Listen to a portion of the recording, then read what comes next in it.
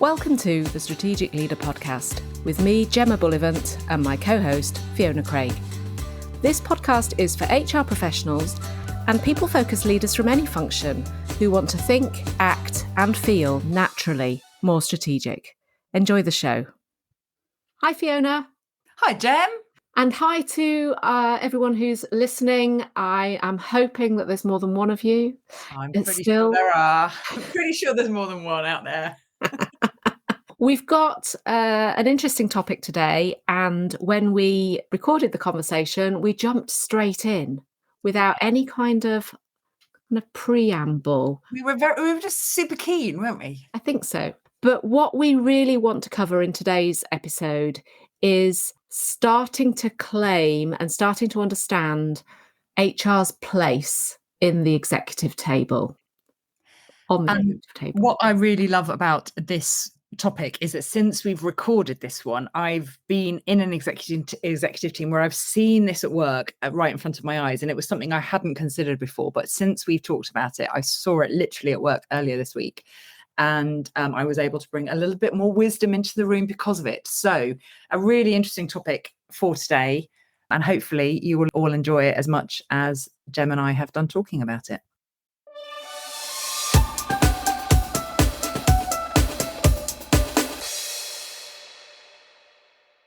Gemma, I consider myself as someone who has a background formally in strategy. I've got strategy in my job title, and I have done for a number of years. You, I know, have spent the bulk of your career focusing on HR. So tell me why we are here recording this podcast about strategy. How does it show up within an HR environment? Why are we even having this conversation?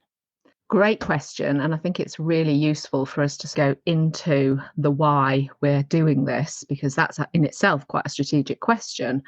For me, whether it's HR or any other functional area, a key requirement as we move through our careers and get more senior is this idea of operating more strategically. From what I've experienced in the world of people and HR is this confidence crisis, but also a perspective often at the executive level around should the people expert be in our senior leadership team. There's lots of debate about the chief people officer versus the people director versus head of people. And in the sense of this conversation, I think we interchange the term HR and people, which is probably a whole other episode topic. That feels like a whole conversation in its own right, doesn't it? We resources or are we people? Exactly. But there's almost this identity crisis, I think, within the world of HR and people, which that is part of it. What do we call ourselves? Which plays into the idea that on the one hand, CEOs and the executive leaders do buy into the integral importance of people in business and the strategic lever that getting that it right really represents in the business world, and yet seem reluctant to include the people expert in their executive teams. The people leader is often tucked under the CFO or the COO, isn't directly reporting into the CEO, and isn't always at the table for these discussions, because typically the CFO, the COO, and now more commonly the CTO, accepted strategic players in a business. Yeah. And somehow the people equation is a sort of an afterthought. But that being the case, if you look at many top tier teams, you know you're going to have a CFO, you know you're going to have a COO, you may have a CMO, you may have marketing in there, you're going to have a CTO for sure. So you've got your money, your marketing, your technology. Where are the people? It seems nuts in a knowledge economy that people isn't automatically one of the big three. It does. And yet often it's not, is it? Like you say, it could be a different title that sits somewhere, nests into some other function. Mm. And how many organizations say our people are at the heart of our business? Everything we do is powered by our people. And you think, really? If that's the case, where's your CPO? You must clearly have one, but perhaps they don't. Well, I do wonder how many of those organisations that boldly claim that people are at the heart of the business really do have the people leader, the CPO, at the executive table, directly reporting into the CEO. So in your experience, Jen, because you have predominantly an HR background, how does this tension between, the reliance on the people and the importance that you place on that people function at a very senior strategic level, how does this show up in your experience? What problems does this create by not having it there, or by having somebody who is at a more junior level that's trying to influence that C-suite group of people? What are the situations? What's come up for you in your career that you've gone, okay, this is why it's an issue. This is why we're trying to resolve some of that or address some of that by talking about it in this podcast. Well, the obvious one is one I've mentioned already, which is that the HR person reports often into the finance person. And therefore, the HR function is, by virtue of that reporting line, a kind of an offshoot of finance, which it isn't. There are elements of the HR function that do play into the finance world, but there are also elements of the finance function where the people function needs to challenge some of the thinking. So you're coming at business challenges from two different standpoints that need to come together. So if you've got one leader in the finance person sitting at that executive table, the people aspect of that conversation is not necessarily going to be heard at that table. And how much of that do you think is a hangover from even a century ago, or more than that? Let's go back all the way back to the Industrial Revolution, of people as resource rather than people as a strategic advantage. I think that's exactly where it's rooted. I think it has evolved over time from the idea of pay and rations and the idea that the personnel function effectively managed pay and rations, managed tax, managed, the people's work schedules. Alongside that, the employment world has evolved, legislation has evolved, and that role has become increasingly more compliance and governance focused to keep up with and ensure that the business is operating within the legal parameters that are put in place and updated from time to time. So that transactional aspect of complying with what is required has been an absolute foundational part of the HR profession for many, many years. What's happened over time, though, is, as you mentioned, the knowledge economy has emerged, where people are not necessarily creating widgets in a factory. There are lots of people creating widgets in factories still, don't get me wrong, but there is a whole new economy that's happened over the last several decades where the service of what a person delivers basically is the commodity. The commodity isn't something that's been created in terms of a tangible widget. It's actually a service. It's an evolution. It's perhaps a development of a product or a development of a new piece of technology. It's a refinement of that. It's integrating that, a kind of a business service that meets the client's business challenges. And this whole B2B, business to business type idea is a lot of that kind of activity. The minute you start looking at those types of activities, your person that is delivering that is central to the success of your business. If that person is not skilled, is not even in seat, you are not earning money. So you need to be able to attract those people. You can't carry vacancies. Vacancies are a real challenge for businesses that are actually relying on that service as the revenue stream. The skills needed to deliver that are central. And then, as we know from all sorts of psychology research, the individual's motivation and engagement has then become increasingly important. Do I want to deliver this service? Am I motivated to do this and do this well and do this in the right way? And am I motivated to stay? And we know that particularly in the last, I guess, 10 years or so, it's become very, very visible that our expectations of our employers and our workplace have changed dramatically, such that we demand a sense of purpose from our employers, which wasn't the case probably 50, 60 years ago, maybe even less than that. We demanded a salary and we demanded certain basic conditions, but now we're demanding a real sense of purpose and meaning, often in terms of contribution to the environment or society. Our expectations of what an employer needs to provide have changed and are changing even more rapidly and as recent years have gone by. So it's about that humanness that enables us to deliver that service, which takes us out of that commodity. So let me ask you this then. You've worked with many people within the HR function, regardless of their job title. If they're not a CPO, if there hasn't been that acknowledgement at C-suite level that the people are as strategically important as the finance or the sales or the marketing or the technology, what's the impact on those people who are still responsible for delivering the people function in a business if they aren't engaging with the C-suite on equal terms, if they're kind of engaging via the finance function? And is it always finance? Does the people function ever report in anywhere else? The people function typically reports into finance because there is always a CFO. If there is also a COO, then sometimes I've seen that be a reporting line as well. The simple answer to that question is you cannot operate strategically when you are only able to respond to what's being decided in a room that you're not part of.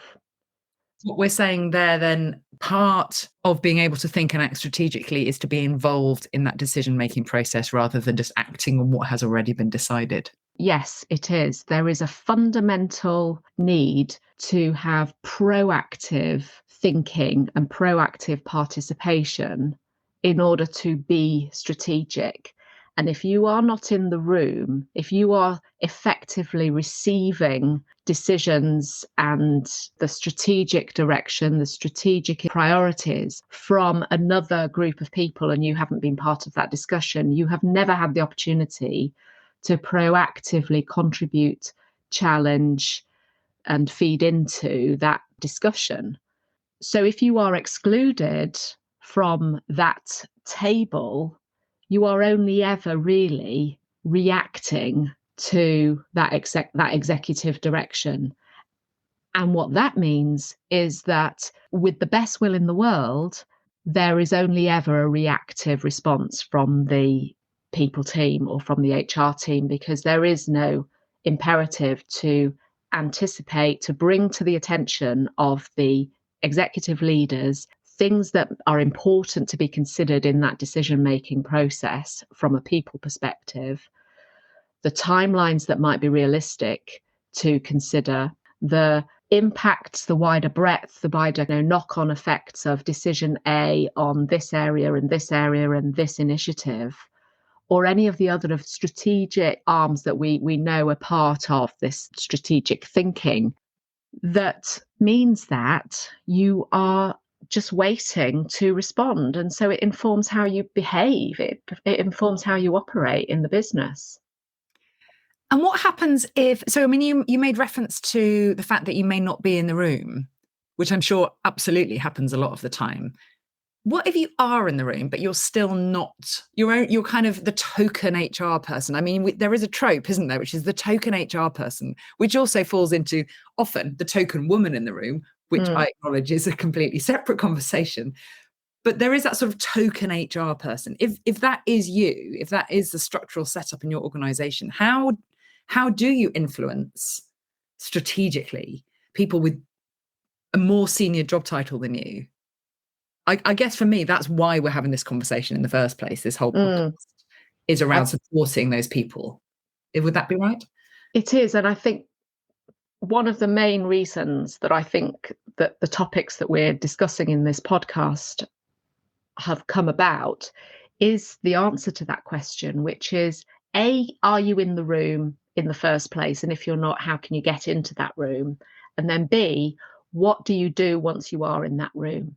How do you leverage your influence in that room? There could be any number of answers to that question, which is it something that's getting in your way? Is it that you are not really considered important by the others, that token person that you referred to? I think that the first hurdle is getting in the room. Mm-hmm.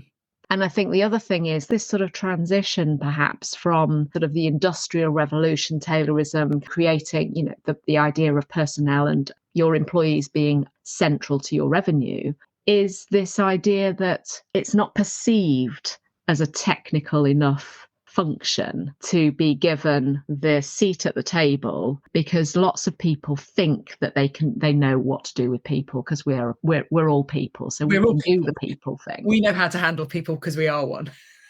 when in fact, I wonder what would have happened if the people function had actually been attributed more to psychology and the psychology of people, the psychology of motivation. And maybe that's the direction it's going in. But this idea that actually you do need some qualifications in this, and it is beyond the employment legislation and governance side of things. And it's about psychology. It's about what does motivate us, what's going on when people feel that they're lacking in confidence, what's going on when people are working in teams and team dynamic, how the networks of organizations work, and the systemic impact of putting team A with team B, which comes back to quite a lot of psychology thinking. Yeah, it totally does. And I often describe that kind of thing as the glue that holds, and maybe the cement that holds your bricks of your business together. So you can build a business out of bricks, and they're the obvious things. This is our business plan. This is our strategic plan. This is our sales plan.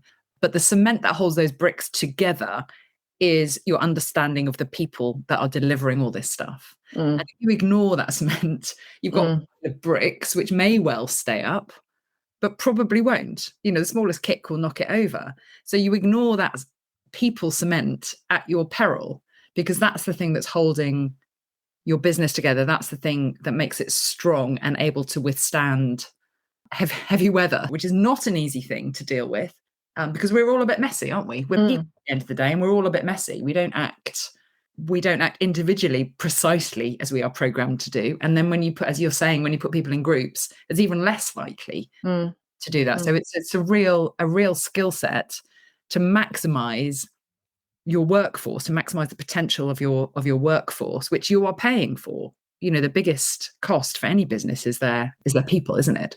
It is. And also the link to psychology is seen in your own effectiveness and therefore in development work and leadership development work. I'm a firm believer that self-awareness is your number one superpower.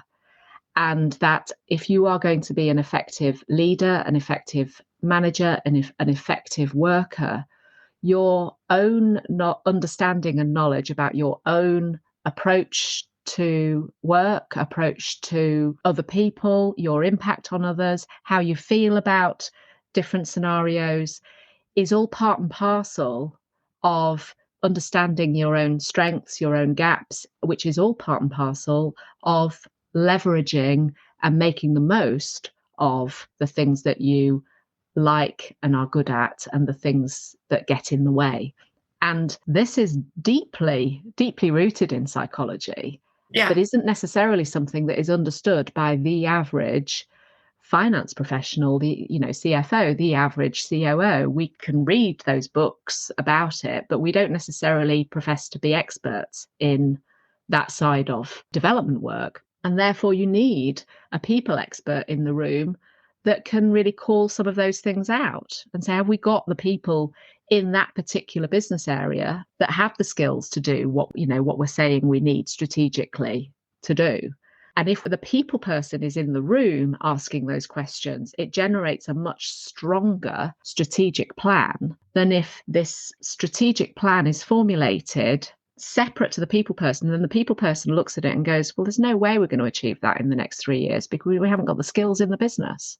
So then that brings to mind two overlapping areas then. How the people expert who's coming at this from probably the psychological perspective of how people actually work in reality, how that people expert can influence business strategy, and how the people expert needs to interpret that business strategy to develop a people strategy that supports the business strategy. So there's kind of two overlapping strategic requirements, aren't there? And if we approach the HR function as something that isn't strategic or doesn't need to be strategic or sits a little bit further down the chain of command, then you're really missing a trick in influencing that business strategy and then also driving a people strategy that supports it. And when you think about it, people carry images, perspectives, and expectations of everything based on their own experience. So when I talk to, sometimes when I go into organizations to really look at the approach to people in HR, talk to the senior leaders across the business, not necessarily just the executive team, but the next level down, and ask them about their perspective, I get an array of answers on HR and what HR is there to do, what it's there to deliver, what its purpose is, and therefore also what their measure of good HR might look like. Because some people see HR as the transactional administration function, and therefore their measure of good HR is how quickly they get a contract to send out to a new recruit. Somebody else's experience of HR in a different context, in a more strategic environment with a different lens, is perhaps going to answer that question as someone that can really test my thinking, help me keep ahead of what's happening, help me get the best out of my team. So depending on your own experience of HR across your career, how what you've encountered, and let's face it, HR does get a bad rap. Yes. And is often the sort of the butt of jokes, and is kind of one of those, it's commonly talked about in fairly derogatory terms. Yeah, you're right. And shaking off that kind of image and pushing yourself forward, you're basically fighting several battles concurrently. You're shaking off the image in the business, proving that that HR is more than the transactional function, but you're also operating at that top table and trying to get onto that top table sometimes. And if you are on that top table, trying to influence at that top table, challenging some of the things that might be happening in terms of decisions taken there. So you've got a lot going on there, and it's not surprising that confidence is fairly low, or that expectations sometimes are fairly low as to the strategic impact that HR can have in a business. And so I guess that's where we come in, isn't it? Which is, how can we support and improve the strategic impact that HR can have in a business? Because we all know it has a massive impact. But how do we support, upskill, build the confidence of people in HR who are kind of looking at that top table going, how do I get in there? How do I influence when I'm in there? How do I challenge in that environment? How do I raise my thinking to a more strategic level so that I can hold my own in that environment? And I guess that's what we're here to do, really, isn't it? Start bringing some of your observations from a professional HR background and my observations from a professional strategic background together. Well, having heard my take from an HR perspective, I'm interested in your perspective. You haven't come through the HR route. No, I haven't. So what's your perspective of the strategic impact that you can have, and how you need to approach those conversations at that senior level to be more strategic? Sure. My background is a marketing background. I grew up in marketing, and where there is marketing, there is money. And I've always had the view that the closer you are to understanding the money within a business, how does the company make money? How does it spend money? The closer you are to understanding that, the easier it is to work your way through the business and up into the senior ranks. So marketing generally has quite a lot of money to spend. And so it's quite easy within that function to understand the business model, to understand the overall business strategy. It's quite core to that. I've also recognized a great expression, and I don't know where this comes from. It's probably attributable to somebody far cleverer than me, but they say behind every business problem is a people problem. And I have recognized that to be true. Because when you're dealing with teams, when you're dealing with people's capability, people's willingness to do the work, you can have all of the marketing strategies and business strategies in the world, but if your people don't understand it, if they don't want to support it, if they're not capable of supporting it because they're not trained or supported well enough, or they're in the wrong jobs, then you have a business problem on your hand. It comes from the people. So I've seen the fact that if I am very close to the business and the center of the business, very close to the money, very close to understanding cash flow and P&L and return on investment, all of those things can be derailed by inefficient or inadequate approach to people. Having the right people in the right seats, giving them the right support, supporting their humanness to do this work that we want them to do. And if you don't do that, then you're going to fall short. So I guess I've seen, as I've been working my way up through various businesses of various different sizes, because I've worked for big corporates. I've also worked for fairly small owner-run marketing and creative agencies. You can only ignore people for so long, and then they start to creep in, the problems that are created by ignoring what people, human beings, actually need.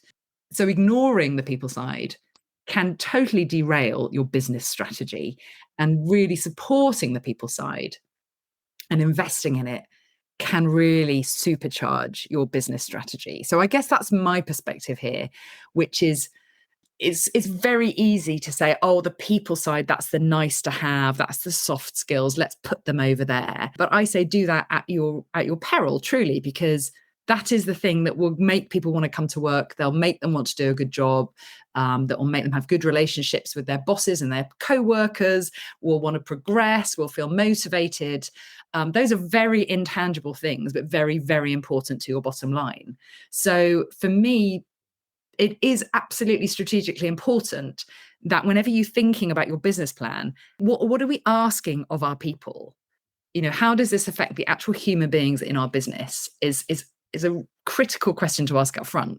So my background is in strategy, and I've shifted more into the executive coaching world, which is more of the people and the psychology world, because I've recognized that you can only go so far just by looking at strategic documents and without considering what's getting in the way of us delivering this. And your point about self-awareness as being one of those key leadership skills, I think that the fact that we are flawed, human beings are flawed, right? We don't come out of the box perfect, and pretending that that's the case is just an error, really, because it will come and trip us up. I definitely think that if you are thinking strategy, you have to think, what does this strategy require of our people, and how do we support that? And what does this strategy enable in our people? What does it give to our people? Is it motivating? Is it rewarding? Is it purposeful? So the people conversation has to come in at a very, very strategic level for all kinds of reasons. And so I can see those things coming together. I've been at top tables where we're talking about the money, we're talking about the marketing strategy, we're talking about the kind of functional parts of the business, and people are not represented in that conversation. And there'll always be some comeback when they're not in that conversation, or they're not represented effectively at that top table. It's you were saying about all the sort of HR being the butt of the jokes, and having we talked about the token HR person in the room. It shouldn't be a token HR person. Your entire business is reliant on people's brains, on people's personalities, on people's motivation, and you can't ignore them if you want to maximize your business return, fundamentally. So that's where that's my perspective. There's a point where you can't ignore it, but there's a point where it becomes critically important to address. What do we need to do to consider the needs of our people and the potential of our people in developing our business strategy?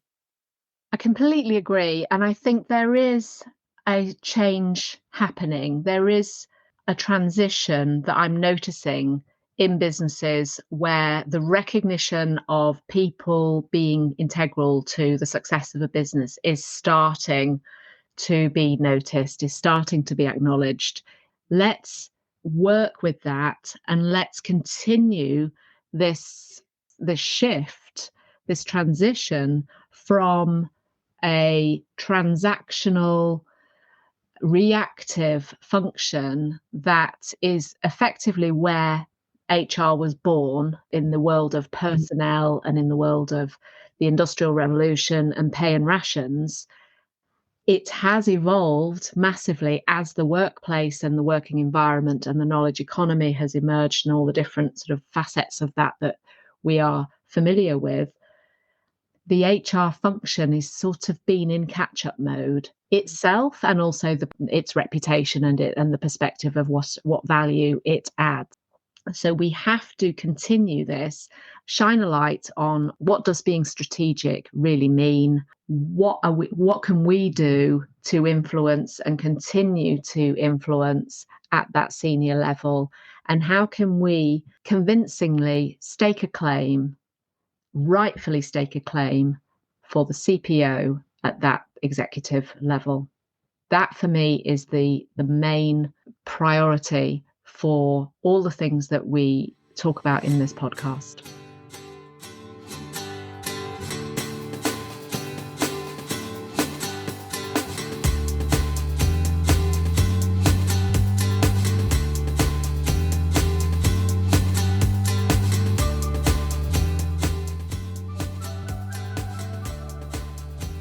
Thank you for listening to this episode of The Strategic Leader. If you liked the episode, please subscribe to access more of our recordings. And if you think it'd be useful for someone else, please forward to them and leave a review.